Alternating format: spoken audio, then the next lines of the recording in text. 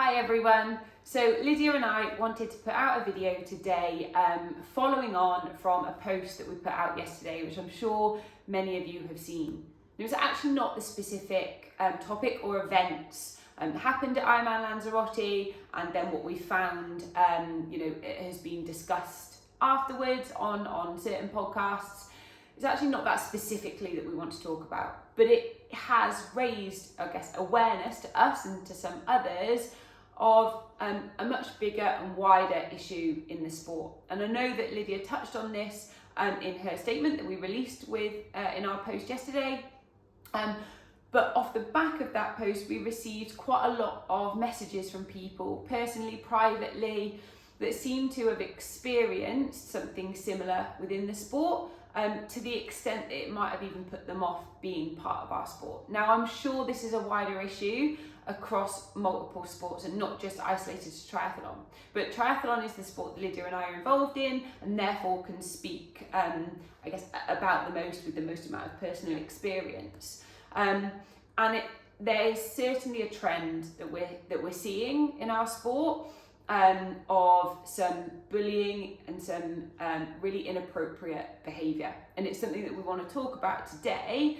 And honestly, with the intention of just trying to help it stop. And if it helps some of you out there, just consider your actions and how that might impact others a little bit more, then it was really worthwhile us doing this video. So I know that Lydia's got some thoughts on this, and I know that she's got a few things that she'd like to say as well. So I know you want to start with a thank you to Sam as well. So yeah, like Lauren said, I just want to say a massive thank you to start off. I was quite actually taken aback by the number of comments and messages I received personally of people reaching out. So please, that's made a massive difference to me.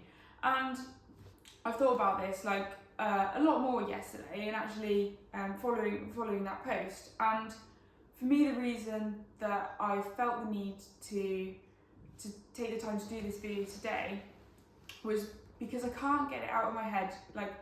At what point is there a hard stop on this type of behaviour? How much further does this sort of thing have to escalate? And it doesn't feel this, I'm talking because I can say personally, this doesn't feel extreme to say this.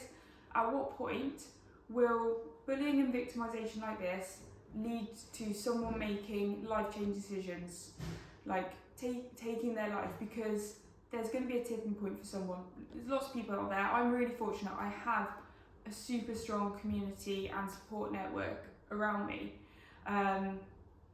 that helps every single day. But at one point, I didn't have that. I have been really, really vulnerable, and potentially this could have been a tipping point which would have led to someone like myself making life-changing decisions as a result of not knowing how to deal with this sort of situation, not having the support network, feeling isolated in the world, and the world's against you. And to provide context for last week, and I've dealt with absolutely fine, but my grandma passed away last week. How do I not know that someone else who might have experienced this sort of situation, or might in the future, they could have had situations, and this could have been the tipping point to actually send them over the edge? And that's why I can't get out of my head, and that's why I felt like I needed to take the time today with Lauren to release this video. This is not to harp on about the situation in Lanzarote. This is to highlight a wider systemic problem we've got in our sport that's creating a toxic culture, one that's preventing people to even want to participate in the sport and the wider community, but also it's just damaging. This is the problem for me. It's not using sport in a positive way. It's not highlighting, actually, do you know what, there's an opportunity here to grow and develop. This is now just getting to the point where a line's been crossed. And that's what we really wanted to highlight in this, is a line has been crossed. This is now moving into that victimisation and bullying space. Yeah. And everyone, this is I'm not saying don't speak out, don't call things out. Everyone has a right to speak out for what they believe in. But there's a way you do that with evidence, with facts, with balance. Not to capitalise on an opportunity to then take that further. And we acknowledge, like, we've all made mistakes. Of course. Okay? Of course Like, we have. I've made mistakes, Lauren definitely knows that Tom's made A multiple few. mistakes. But no, yeah, and Um, of course, yeah, Tom's made plenty, and he's aware of that too, for those watching. But those have also been acknowledged. Yeah.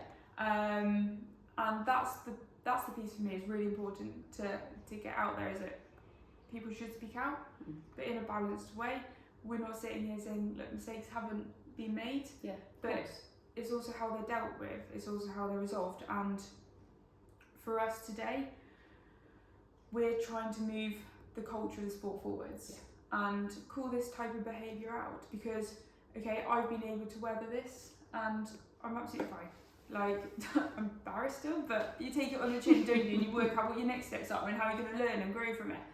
Someone else might have heard content on certain podcasts and not be able to take that. And are we waiting for that point in time to be reached before we put a stop to this behaviour?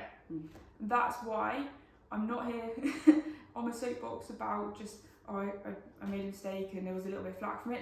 It's not that. That's done. This is now highlighting a wider issue we have in our sport, and at what point does that, when does that stop? When is it going to happen, and how are we going to make that happen? Yeah, 100% agreed. And I think, just to clarify, that I totally agree with everything that Lydia said there, and that of course we completely expect events of triathlon will be discussed throughout the triathlon community. Of course, that's normal. We expect that. But I think the level of expectation that we should all have of each other is the purpose of those conversations. Might be to raise awareness, to help people. Of course, sometimes it may well be to absolutely call out behaviour that we believe is damaging to others. But the purpose, I believe, should never be to maliciously or to be specifically looking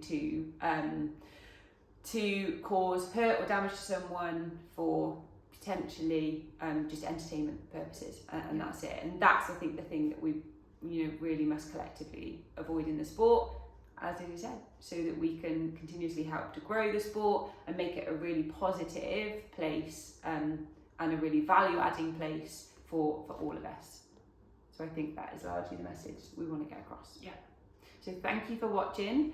Please do comment, let us know your thoughts, and I hope if this video does nothing more than to change one person's thought process around something that they might have said, and purely out of not thinking, and this has just caused them to think a little bit more about how they deliver a message or communicate with someone, and it helps one more person out there not become quite so hurt or feel so isolated or damaged by it, then wonderful. Like I said, it was worth us doing this.